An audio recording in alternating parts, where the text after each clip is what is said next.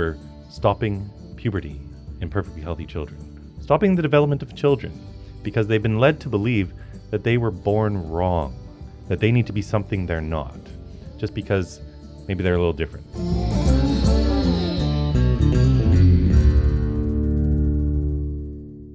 Welcome back to the Kevin Roberts Show. It is a new year, and with that, some new opportunities, but some long-running challenges. We're going to talk about one of them this year, but I will say that I hope that over the holiday season, whatever your practices are in observing Christmas and Hanukkah or other holidays, that you got some downtime for this reason. 2024 is the year that we take back not only America, but Western civilization. And that means that we have to be focused on common sense. You know that we have the privilege on this show of attracting some guests who are really important. They're movers and shakers, some of them elected officials, some of them book authors. I'm really excited about this guest who is famous and a hero of mine because he stands on sidewalks. Chris Elston, Billboard Chris.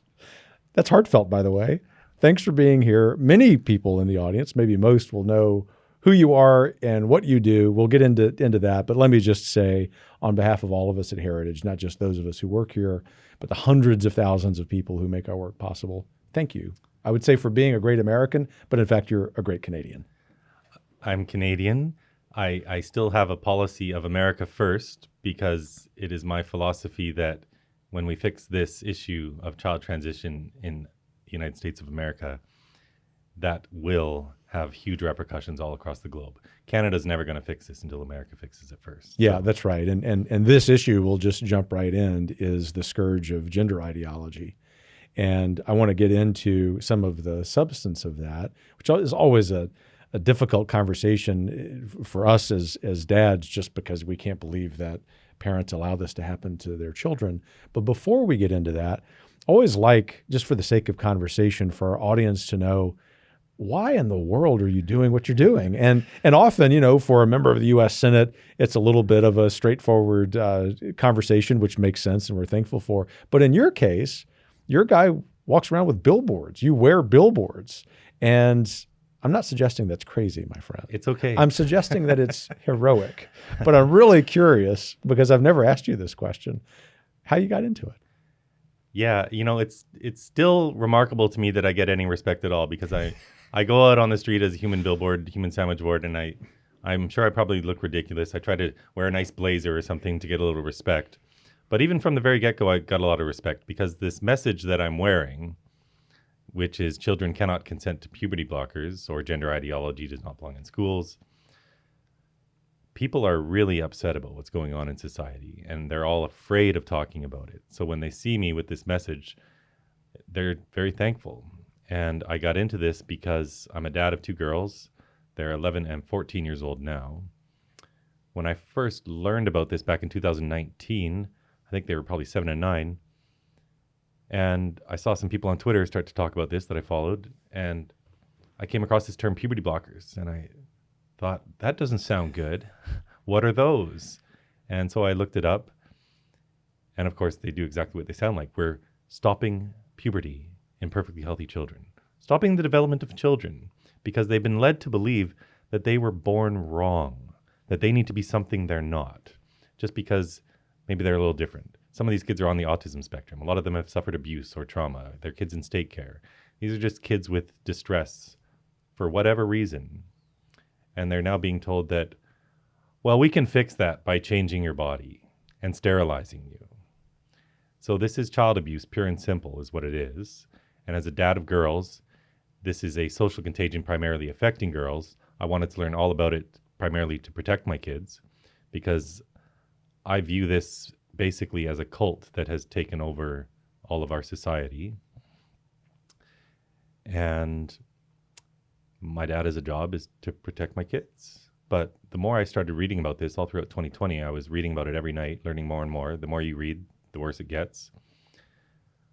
I felt compelled to do something. And what happened in July of 2020, there's a woman in the UK named Posey Parker, or Kelly J. Keane, and she put up a very controversial poster at the Edinburgh train station. It said, "I heart J.K. Rowling," the Harry Potter author, who has also spoken out about this and for women's rights. And that's all it said. And it lasted one day because some people on Twitter complained and the government-run train authority took it down. And all because of Rolling's comments about this issue. That's right. Because a lifelong feminist and leftist is now suddenly a terrible bigot because she thinks women shouldn't get fired from their jobs for acknowledging biological reality, and she thinks we shouldn't be maiming and sterilizing children. So that's what passes for hate on the radical left today. But for me, I think we should be having millions of conversations about this. When so many kids are coming to harm, we should be talking about this and figuring it out. Instead, nobody was talking about it. They were all afraid to. And now you can't even put a sign up saying you love the world's greatest children's author. So it ticked me off. Our freedom of speech is under attack. So I put up a billboard, an actual billboard in Vancouver that said the same thing. I love J.K. Rowling. It also lasted just a day because a Vancouver politician said it was hate speech, and she pressured the sign company owned by billionaire philanthropist Jimmy Pattison. He's not involved in day-to-day operations. If he was, there's no way this would have happened because he's a good Christian man. But they took the sign down. And I was prepared for this. I leveraged all the outrage online because this went viral into a quick fundraising campaign. A week later, I had the same billboard up in San Francisco, then Los Angeles, Portland, all throughout Utah, all throughout the metro here in DC, and then Times Square. So that was my September of 2020. It was very busy. I didn't sleep a lot. And I ran out of money. And so I thought, well, what can I do now? No sign companies will work with me. I have no platform. I have no media experience. I'm just a guy living out in the suburbs who has had enough of this nonsense in our society. So I did the only thing I could do. I had some signs made, and instead of holding them, because that's just kind of annoying, I wear them. It's easier.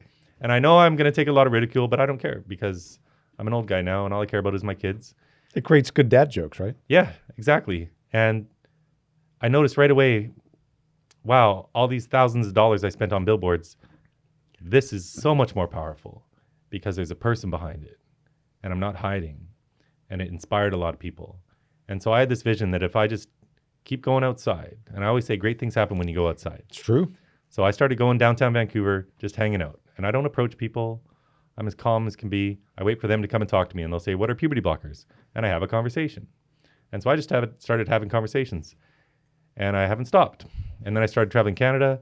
I started recording these conversations and I post them online, and it helps to educate other people how to talk about this subject. And I knew that if I just kept going, other people would start wearing their hats and doing their jobs in whatever field they work in, the lawyers, the doctors, whoever. And I frequently mention these days this speech that Javier Milei gave, the new president in Argentina. He said he's not here to guide sheep. He's here to awaken lions. And that's how I feel, because I know for every 1,000 people I talk to, 2 or 3 of them are going to get activated and they're going to start fighting. So that's happening. We now have a law firm in Texas, 4 dads, 17 kids between them. They left all their law firms. They started a new one just to sue for these detransitioners. They're suing the American Academy of Pediatrics now. And I don't think it's going to take 10 years to end this. I think we get it done quick. We're already having amazing success, primarily thanks to the work of the Heritage Foundation and other people that come to these conferences that we've had the last 2 days here. Yeah, you're here in Washington, D.C., in part for this conference that we just hosted, and we've done this a few times. Our mutual friend and my colleague, Dr. Jay Richards, came up with this idea, I think with your help a couple years ago. And we'll get into some of the policy, where this is going in the future. But I'm curious about the first time you went out on the sidewalk with the sandwich board, downtown Vancouver. Yeah. Do you remember the first conversation you had? Well, when I had the first billboard up, I actually got some lawn chairs and sat down beside it. It was a huge, wide sidewalk. So you had some experience before it got taken down, because it was always my goal to start conversations. That was the point of the billboards, because people say, what the heck is that billboard about? And they start talking about it. That one generated a lot of hate, by the way, the I Love J.K. Rowling. Nothing comes even close to that. But when I started going downtown Vancouver wearing my signs, the first few months were crazy. It was extremely abusive verbally. I got assaulted several times. I got arrested twice in the first 3 months, both times after getting assaulted in front of the police. You get assaulted in front of the police and you get arrested. Correct. Welcome to the West. Yeah, all these Antifa people surrounded me, wouldn't let me walk freely in a public square in Vancouver. And there were tons of police there because there was a huge rally going on. And they said, you can't walk here. And I said, wait a minute, I'm in Canada. You're telling me I can't walk freely because I have some signs people don't like? And he just said, I'm telling you, do not go into that crowd. And this other man said, the other officer said, this is a safe space, man. Now, I'm a normie, Kevin. He says it's a safe space. My mind goes, it's a safe space. Of course, that's not what they mean. They mean it's safe for these people. It's not safe for me. So a third time, I'd already been assaulted once and police did nothing. A third time, I walked off the sidewalk into this public square. Police followed me in. A union rep came and hit me like this. I was handcuffed, taken to jail, charged with causing a disturbance, and banned from walking on all the streets of downtown Vancouver. How did that get resolved? 6 months later, the day before my first court hearing, the Crown prosecutor dismissed the charge, which I pretty much knew would happen. The Justice Center for Constitutional Freedom was going to represent me pro bono. And I wanted to go to court because this would be a slam dunk victory because they were violating my charter rights. But this is what they do. The punishment is the process, as we see so many times in society today. And they were, just to hang on this, if you don't mind, the authorities were not just hoping, they were expecting that you would fold. Right. And one of the great stories of success of this whole movement against gender ideology is that we're not folding.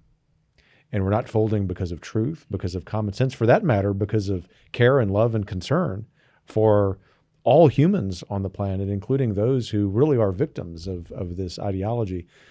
Once again, we'll get into that, but I've got one more question about this first incident. You get home, you're assaulted, you're arrested. What does your family say? Well, my wife knows me, so she knows She's not going to change this. my mind, you know? And by that point, there'd already been several incidents, and she knew I was all in on this. I quit my job, and I started having these conversations full time because I had a vision that, like, I used to be in business. I used to be an investment advisor. And in all things in life, it's persistence that results in success. And I've seen people start from nothing in different businesses, and they just work hard, and they have a passion for what they do. And maybe not much happens for a few years, but then eventually it takes off and they have remarkable success. For this, I feel like this is what I was meant to do. I never really loved those businesses. I'm not all about chasing money. I really want to live a purpose-driven life. And this feels like that for me. This is absolutely a purpose-driven life. And I knew if I just kept going and persevered through all the abusive stuff and the attacks, the broken arm in Montreal, all sorts of things. There's nowhere to go but up in terms of creating awareness. And honestly, these incidents help me. Yeah, they do, because I discovered your work in the middle of COVID a few years ago via Twitter. And I thought, man, this guy's awesome. I hope I get to meet him one day. So having this conversation is a real treat for me. But also I thought we need more men and women to have this guy's courage. But we often will ascribe to courageous men and women that they're really bombastic and audacious, and you're quite the opposite. You're actually very disarming, and you've had some conversations with people where the person started kind of hostile, and you've really calmed them down just by your demeanor and being focused on the truth. Is there one of those that readily comes to mind that's helpful for our audience as you and I try to encourage them to have conversations about this? Sure. There's a lot of those. One that immediately comes to mind was at Penn University. A gay black man rode by on his bicycle, swearing at me, yelling at me. And sometimes with the men, I'll push back a little. I'll just say, you know, why don't you come have a conversation, you know? Be a man, come have a conversation. Exactly. And to this man's credit, he stopped and he did come back. Now, what happens frequently, people just seeing me, just seeing the message, children cannot consent to puberty blockers, gives some of these leftists an adrenaline rush, and they're shaking. They're physically, like, have little tremors going on. And that was the case with this guy, and his face was even ticking a little bit, and he was all amped up. And so my strategy with these conversations is when people really disagree with me a lot, or they think I'm the devil, I just say things that they can't help but agree with. Because you can give me the most radical trans activist, and I can say things all day long that they cannot help but agree with. For example, there's no right way to be a boy or girl. Our kids are beautiful just as they are. We shouldn't be putting them in some stereotypical box. If a little boy is effeminate, well, guess what? He's a beautiful little boy. You know, a tomboy is a beautiful little girl. They all agree with this. They have this blind spot where they don't see that they're pushing these stereotypes to such a degree that they now think that kids who defy these stereotypes must be trans and need to alter their body, because the left has been very successful in conflating being gay with being trans, when we know historically from all the academic studies that have been done before they gave kids puberty blockers, almost all of them grew out of this distress, this gender dysphoria, and a lot of them did grow up to be gay. Now, this was when this affected 1 out of 40,000 kids. So these are really progressive statements that they can't help but disagree with, and it confuses them, and it brings down the temperature. And now I've created this moment of cognitive dissonance where there's two competing ideas going on in their head. First, they thought I was this terrible bigot. Now I'm saying things that they can't help but agree with, and it confuses them. That's a beautiful conversation right there. Now, with this man, we continued on talking for 80 minutes. And by the end of the conversation, he was completely on my side and gave me a hug. So I just had to educate him, because sometimes I think we think these people are all evil, and some of them are. This whole ideology is evil to the core. But a lot of people are just deceived, and they just need to have the truth told to them in a compassionate manner. And sometimes you just got to take a few barbs and let them vent a little bit and just keep going. So that sort of thing happens all the time. How many people in total do you think you've had conversations with? 25,000? Yeah. Probably something like that. 3,000 hours out on the street. So yeah, something like that. Some of the conversations are short, some are long. Interactions, much more than that. And then, of course, on any given day, 100,000 people might see me. I'm not talking to them, but I'm starting conversations in their car as they drive by. They're saying, what are puberty blockers? They're Googling it. I have people roll down their windows saying, hey, we thought you were crazy, but we just looked this up. Thank you, you know?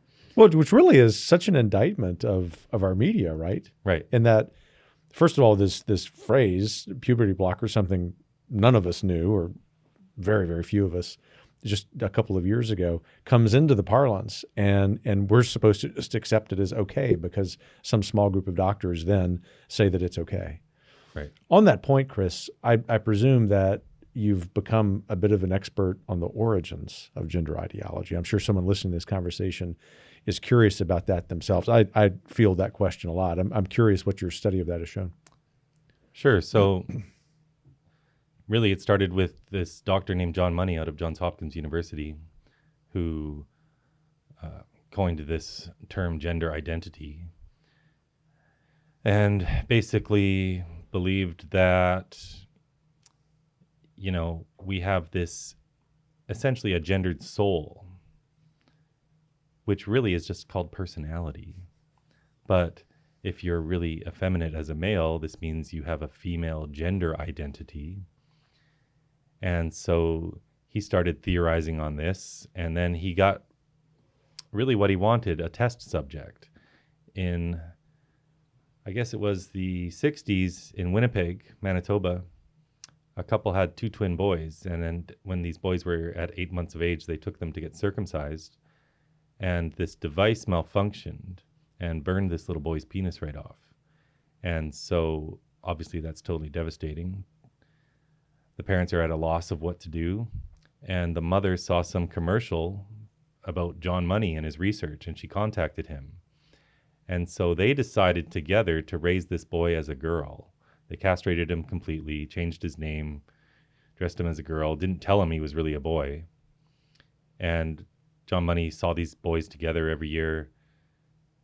This gets gruesome. I don't really want to get into it all. Sure. But John Money's a pedophile for sure. He had these boys doing sexual things to each other. And long story short, both of these boys as adults ended up killing themselves.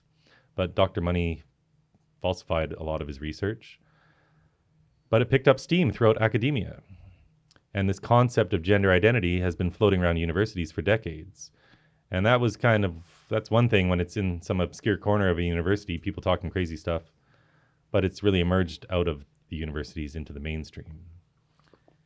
And I think when there was a big push for gay rights, you know, at the turn of the century, probably through 2010, And when those objectives were won by these organizations, they turned their focus from gay rights to so-called trans rights.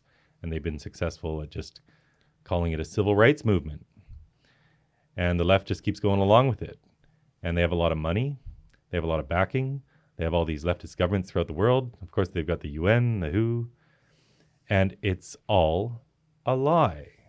I have this expression, there are two sexes, there are zero genders, and there are infinite personalities, because that sums us all up. But this is a lie that's so big that I think people just take it as fact.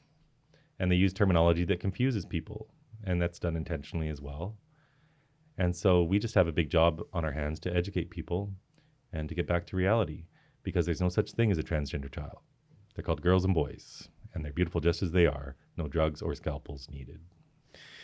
Part of your motivation, maybe even a large part of your motivation, is to inspire others, in addition to having the conversations with people who might have a difference of opinion, but to inspire others, as you said, not to be sheep, but to be lions. Mm-hmm. And a big part of that, especially with the advent of social media, is making sure we're using the right phrases, the right words, not in a manipulative way, but in an effective way. And often, I'm sure you get this too, often at Heritage, the most common questions we get from friends, supporters, elected officials on this issue and others is, they say, Kevin, can you help us understand how best to talk about this in a way, A, that's respectful of everyone, but B, is effective in getting people to understand the truth. And I'm going to use the phrase that you mentioned, two sexes, zero genders, infinite personalities. The question is, are there other phrases, narrative framing, if you will, that's been really helpful for you, not just to diffuse a disagreement, but most importantly, to persuade people to the correct way of thinking? Yeah, so with 90% of the population, we just need to have a basic conversation. They say, what are puberty blockers? You explain, and they support you right away. For the people who are on the fence or maybe disagree, it depends on the context you're in, and it depends on their mood. You're not going to change the mind of an angry person on the spot. But the strategy with them really is to ask questions. Because if you treat this like a cult, and I do, cult members never come out because you tell them they're wrong. You can point them out the truth all day long. It doesn't matter, because they self-police their own thoughts. They don't allow themselves to research things. They can't bring themselves to acknowledge the truth because, like with this, their whole social circle is people who think that this is reality.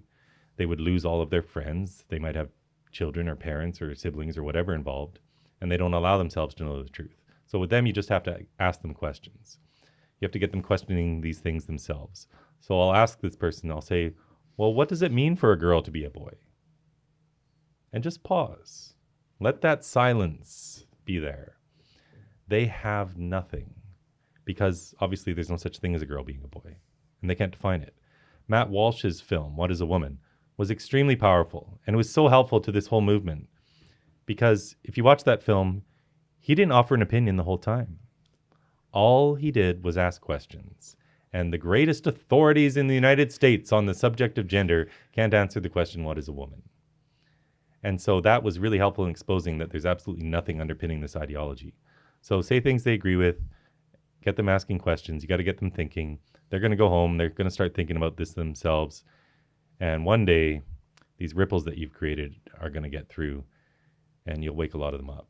But for average people, you just need to know your stuff and just explain what's happening, and they'll support you right away. Do you think that we've turned the corner on this issue? 100%. 100%. So we've got 22 states now that have passed legislation. Some of that legislation still needs to be improved a bit. Like in Georgia, they did it kind of halfway. They need to get to puberty blockers next, which they will. We have England, Sweden, Finland, Norway, Denmark. They're all doing away with this. And those countries didn't legislate it away, which is really a Band-Aid solution. We have to do it. But ideally, it would be the medical bodies themselves looking at the evidence and saying, gosh, guys, there is no evidence. And that's what happened in these countries. So they're putting a stop to it. Florida did the same thing. The medical board conducted a review. They followed that up with legislation. But when you look at the research, nothing supports this. It's all based on lies. And we're already seeing that with some of these court cases that have happened because of the legislation. Of course, the ACLU always sues to have the right to sterilize kids. And we're winning some of these decisions. We're also losing some of these, but that's a great thing because that's how you get to the Supreme Court, right? You have to have some wins, you have to have some losses, and you have the Supreme Court to settle the matter. And I'm confident when this does get to the Supreme Court, they are going to settle the matter, and we're going to do away with this. And you're convinced that once that happens in the United States, that Canada will follow suit? Absolutely. So the American Academy of Pediatrics is already now conducting a systematic review. That's only being done because we made them do it, because public pressure made them do it, because we've created so much awareness that they can't ignore it anymore. Now, I don't trust them to do it honestly, but at least they're doing it. There should be some improvement.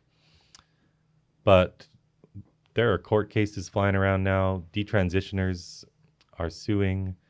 The American Academy of Pediatrics is also being sued because the man who wrote the policy that they currently follow is named Jason Rafferty. When he was just a resident, a medical resident, he wrote the current policy that they follow. He was also involved in the case of a girl in Rhode Island who is now suing. So because he was involved in her case directly and he wrote the policy, they can now tie in the AAP. And he's involved in a lot of other cases. So there's going to be more lawsuits coming. And we're going to do away with it. In Missouri, what happened, we have this whistleblower named Jamie Reed. She describes herself as a queer woman married to a trans man, politically left of Bernie Sanders. So the left can't cancel her. She worked at the gender clinic for 4 years as case manager. And she blew the whistle on all of this, saying all the exact same things that I'm saying today. She also submitted an affidavit to the Attorney General of Missouri, and they passed legislation. Now, part of the legislation that's usually being written today is it extends the statute of limitations 20 plus years, whereas previously medical malpractice statute of limitations were only 1 to 3 years in all 50 states. So because these kids are going to be able to sue far into the future, the lawyers involved are saying, this is too much liability. So the lawyer for this gender clinic in Missouri said, nope, we got to shut it all down. Legislators didn't even have to do a thing. It was just the statute of limitations. They said, nope, too much liability. So now they're not treating these kids anymore. So the insurance companies aren't going to tolerate these losses. And this is how we get to them, right? Money. That's the nature of politics and policymaking. Speaking of which, you're here in the nation's capital, and I presume you might have bumped into, met with some members of Congress. You don't need to mention their names, obviously, but I'm curious what action the American federal government needs to take on this issue. So obviously they need to go after any sort of federal funding. Back to money. Yeah. Wherever there's money involved, they need to cut that out. They should pass legislation. Now, that's going to be difficult to do without the Senate. There are some positive signs where even some Democrat lawmakers in New Hampshire recently were saying we shouldn't be doing these surgeries on kids. And by the way, that was a black Democrat that gave a speech. And I say that because in my experience out on the streets, the number one demographic who supports me is the black community, the Hispanic community. They're not okay with any of this. This is primarily pushed by white progressives. And I say that because demographics matter. And these are traditional demographics that vote Democrat. So this is a huge opportunity for Republicans to get these swing votes onto their side. Because for a lot of parents, this is the number one issue. They don't want their child being taught in school that they might have been born wrong. They don't want teachers keeping secrets from them as a matter of policy. It's outrageous what's happening. Hiding from parents that their own child has a new name and pronouns in school. That is beyond outrageous. But that's what the Democrats are pushing.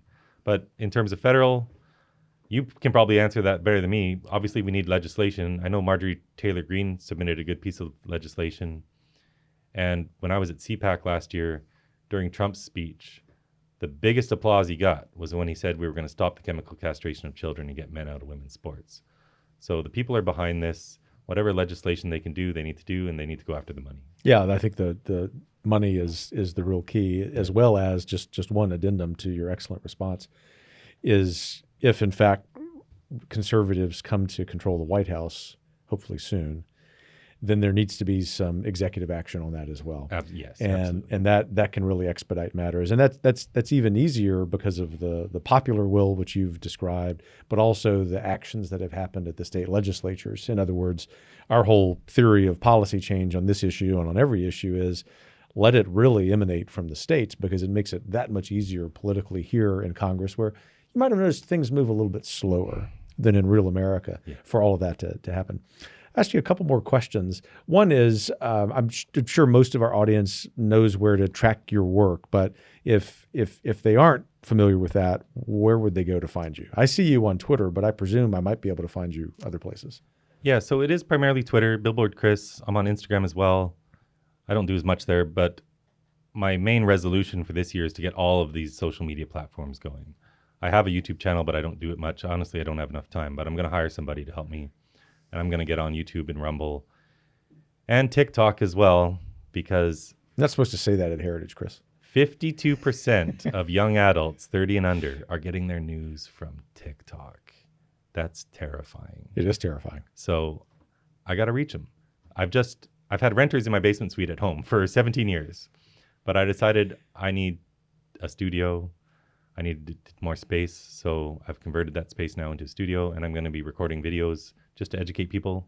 Short videos, 1-2 minutes, get them up on all the different platforms. Yeah, that's kind of where I was going with the question, because and I really do mean this, your advice that you've given people is really good about what to say, how to say it, the demeanor to muster if we can. So those short videos would be really helpful. Yeah, thank you. I think so. And you mentioned demeanor. It's so important. We need to be calm. And when people are abusive, just take it. You know, it goes against a lot of our nature. But if I get assaulted on the street, for example, I'm just going to take it. It's far more powerful. Imagine how bad it would look if I was scrapping in the street, what the left would say and all of that. But if you look at the most powerful movements throughout history, Gandhi, Martin Luther King, it's all about nonviolence. They took the hits, they kept going. India won its independence primarily because of police brutality, where they just took it.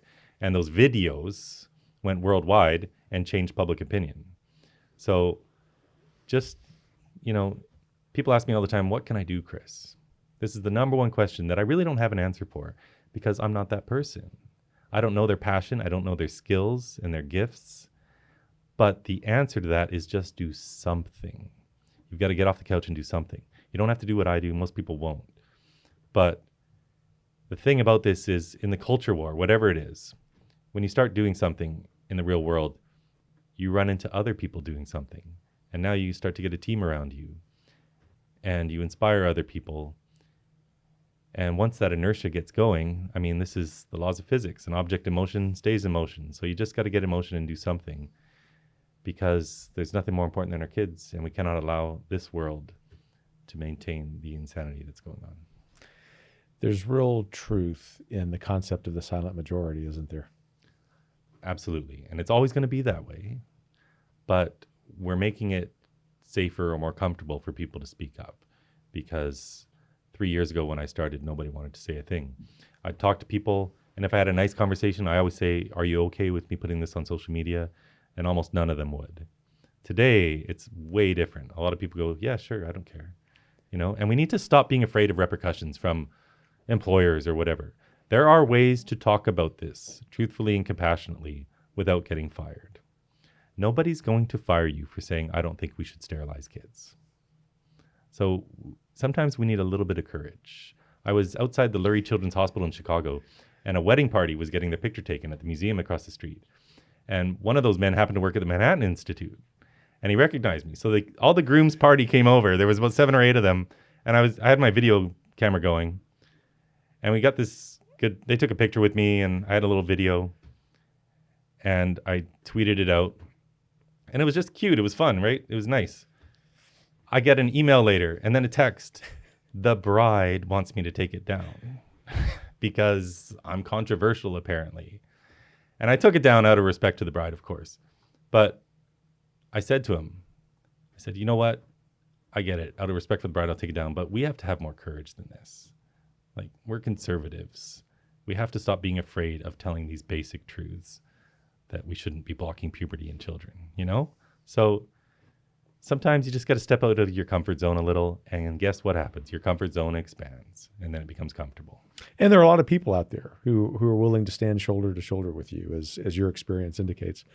So one final question, which I ask most guests, and usually it is, why'd you wake up this morning in spite of all the challenges in America, optimistic about the future? I'll add Canada to that question. Sitting here with you, I know that you're a hopeful guy, but I'm curious what the substance of that hope is in a way that might motivate others to do what you just said, which is to just get in motion.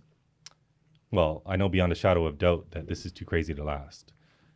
When you come between parents and their children and you start harming kids, that is not a movement that is ever going to last. It's always been simply a question of how many kids are harmed before we stop this child abuse. So I know we're going to win. There's never been a doubt in my mind. It's just how fast we win. And the more people who get involved, the faster we get there. So please, if you're watching this at home, get involved. Email me. Reach out to some of these great organizations. There are so many in the United States doing it. If you're a mom, get involved with Moms for Liberty. Tiffany Justice, Tina Deskovich, these are some of my best friends. These are my heroes, honestly. They're so tough. They take so much abuse. There's so many lies, and they just keep on going because they're moms, and all they care about is the future for their kids. And this is how almost every parent is. So join up with one of these groups and figure out what you can do. Go to a school board meeting, run for school board, whatever it is. Just do something, and sooner or later, it's going to be sooner. We're going to win this battle. This decade. Absolutely. Billboard Chris, Mr. Elston, thanks for sitting with me. Thanks for doing what you're doing. And really, thanks for being a cheerful warrior about it. It's very inspiring. My pleasure. Thank you so much for having me. Great honor to be here.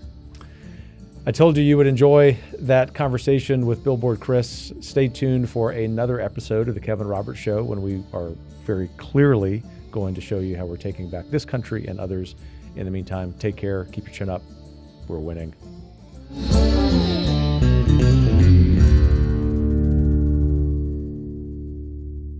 The Kevin Roberts Show is brought to you by more than 500,000 members of the Heritage Foundation.